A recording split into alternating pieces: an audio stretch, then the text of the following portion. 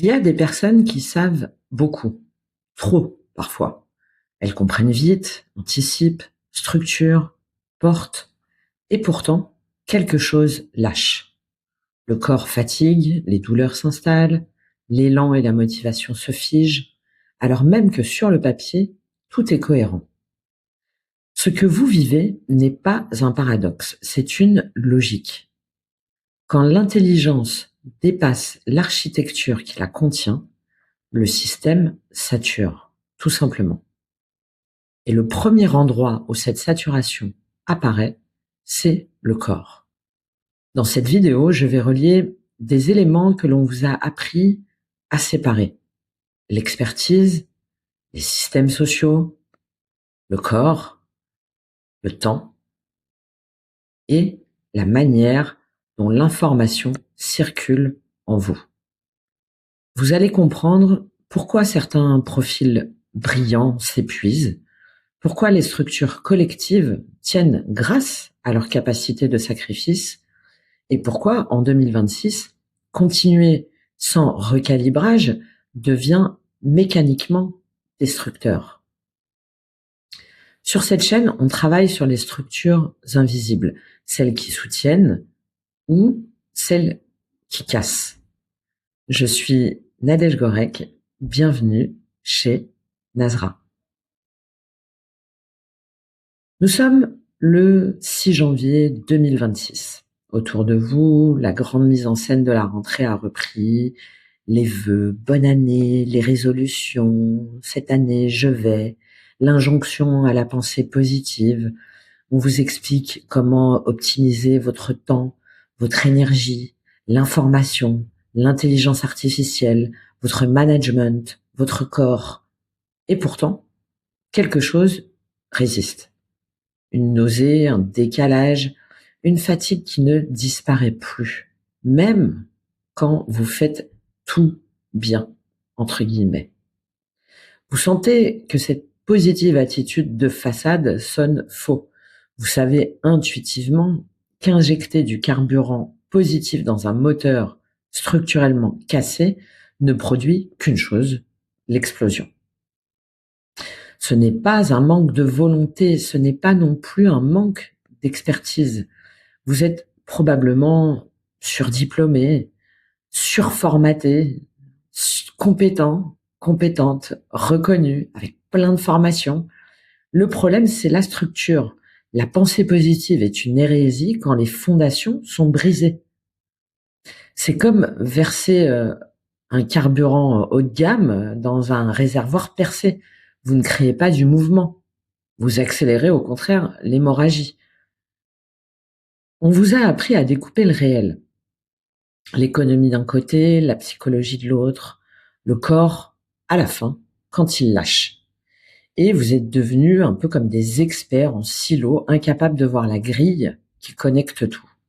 Or, la réalité n'est pas une checklist, c'est une architecture fréquentielle interconnectée. Et c'est précisément cette cécité, cet aveuglement structurel qui transforme aujourd'hui votre expertise en piège. Dans un premier temps, on va parler de ce que j'appelle l'entropie de l'expert. J'accompagne depuis des années, je côtoie des profils de très haut niveau et très variés. Des dirigeants, des doctorants, des créatifs, des spirituels, des stratèges, des chefs d'entreprise, des géants intellectuels aux pieds d'argile. Leur point commun n'est pas l'incompétence. C'est ce qu'on appelle l'entropie informationnelle. Plus ils accumulent de savoir, plus le désordre interne augmente. En physique, l'entropie, c'est justement cette accumulation de désordre. Sans structure de réception, toute information devient toxique. Fantapié parlait de syntropie, c'est-à-dire la force qui crée de l'ordre, de la cohérence, du vivant. Et sans syntropie, votre expertise cesse d'être une ressource.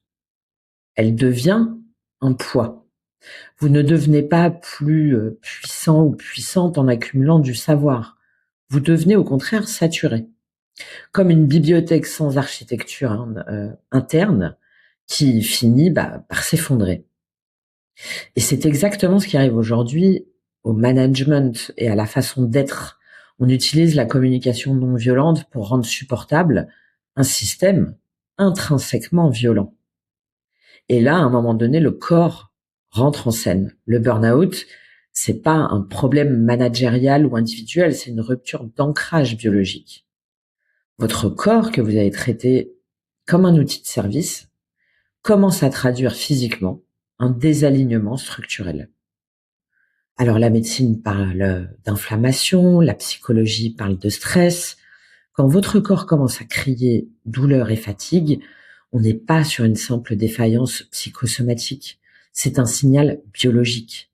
La fibromyalgie, par exemple, avec des douleurs chroniques généralisées, une fatigue intense, des troubles du sommeil, et qui touchent massivement les femmes entre 30 et 55 ans, où on va associer une fatigue profonde, une hypersensibilité corporelle, sans cause organique unique évidente. On a aussi ce syndrome de fatigue chronique, d'une fatigue intense persistante qui n'est pas soulagée par le repos. On a aussi évidemment tous les troubles digestifs, inflammatoires, les douleurs abdominales, l'altération du métabolisme énergétique, en lien avec ces signaux systémiques, notamment du syndrome du côlon irritable. Elle représente la trace physique en fait d'un désordre profond de la régulation interne. Un signal que le corps ne peut plus contenir l'énergie et l'information accumulées sans architecture pour les traiter. C'est bien pour ça qu'on parle de maladie auto-immune. Le corps se retourne contre vous. Votre corps ne bug pas, il alerte. C'est la trace physique d'un système autopoïétique qui a perdu sa capacité à se maintenir dans le temps. Votre intestin, par exemple, est la frontière biologique entre le soi et le non-soi. Et quand cette frontière lâche, le corps vient vous le signaler, et parfois fortement. Et ce signal, il n'est pas individuel, il est systémique. Cette perte de régulation interne, c'est justement ce qu'on appelle l'échec de cette autopoïèse personnelle. Un système autopoïétique en cybernétique, c'est une structure qui se produit et se maintient elle-même malgré le changement. Quand votre monde interne cesse d'être cohérent, l'organisme commence à signaler l'effondrement. Ce concept de cybernétique biologique décrit un système vivant comme autoproduisant et auto-maintenant sa propre organisation, malgré le changement constant de ses composants internes. Concrètement, qu'est-ce que ça veut dire? C'est-à-dire qu'un organisme vivant est une unité structurale qui maintient sa frontière, sa peau, son intestin, ses neurones, parce qu'il se produit lui-même, en continu. C'est l'incroyable imperfection et magnificence de notre machine. Mais si jamais, à un moment donné, il ne peut plus préserver sa structure, eh bien, il y a une distorsion, des inflammations et un effondrement.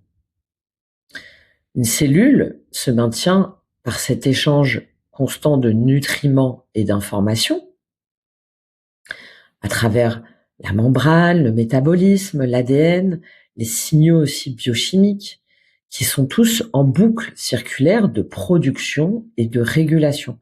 Et si l'un de ces éléments ne suit plus la dynamique d'autopoïèse, la cellule perd sa cohérence. D'où, à un moment donné, la traduction par la maladie, le mal a dit. C'est la trace d'une autopoïèse qui ne tient plus. On a également ce piège sociologique, un peu comme une programmation du sacrifice. Comment est-ce que des esprits brillants en arrivent à maltraiter leur propre organisme? Eh bien là encore, la réponse est structurelle, mais autrement.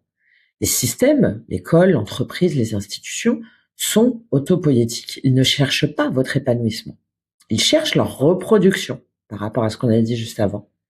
Et pour se maintenir, un système a besoin de carburant. Et ce carburant, eh ben, c'est vous. On vous a appris très tôt que votre valeur dépendait de votre capacité à vous sacrifier, à tenir, à encaisser, à rester, quoi qu'il en coûte, fonctionnel. Mais le système n'a pas besoin que vous soyez souverain ou souveraine, il a besoin que vous soyez opérationnel, fonctionnel. C'est cette posture du blocage, du sacrifice, de celui qui reste attaché à une structure obsolète par peur du vide. Donc aujourd'hui, vous utilisez par exemple la méditation, la respiration, la cohérence cardiaque, mais c'est pas pour sortir de la cage, c'est pour la rendre supportable. Et tant que vous restez dans ce logiciel du sacrifice, vous êtes utile au système, mais finalement complètement absent ou absente à vous-même. En 2026, la souveraineté, elle passe plus par l'adaptation, elle passe par la clôture, elle passe par le passage du je subis ou au je détruis pour transformer. La question n'est donc pas quoi faire pour continuer à supporter tout ça ou à faire en sorte que ça passe. Non, c'est comment changer de logiciel en plein vol. Et c'est là qu'on vient à cette idée de piloter le réel. Quand on croise neurosciences et physique de l'information, une chose devient évidente. On ne subit pas le futur, on le sélectionne.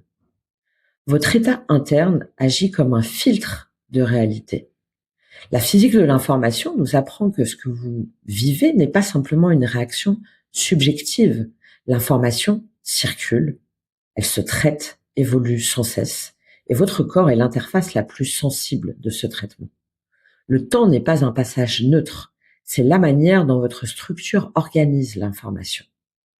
Quand cette organisation se désintègre, le système produit des signaux physiques, la douleur, la fatigue, les troubles, parce qu'il ne dispose plus d'un moyen cohérent pour traiter ce qu'il reçoit. Une structure, par exemple, programmée sur la trahison, le manque ou la survie, sélectionnera mécaniquement des clients, des situations et des trajectoires qui confirment ce programme. On est dans une erreur de calibrage. Et vous allez pouvoir mettre en place la meilleure stratégie business du monde. Si votre territoire interne est fracturé, vous fabriquerez du chaos. Moi, je ne vous propose pas de coaching. Je fais de l'ingénierie de structure. Je repère où votre code source est altéré parmi toutes ces dimensions, qui peuvent être multiples. Argent, autorité, corps, croyances. Restaurer l'ancrage modifie immédiatement la capacité à contenir l'abondance et la stabilité organique. Parce que du coup, vous cessez d'essayer de mettre un mouchoir sur les symptômes. Vous devenez un condensateur en éliminant la cause. En 2026, l'expertise sans vision holistique est une obsolescence programmée. Vous ne pouvez plus découper votre vie entre le pro, le perso, le corps, l'esprit. Tout communique.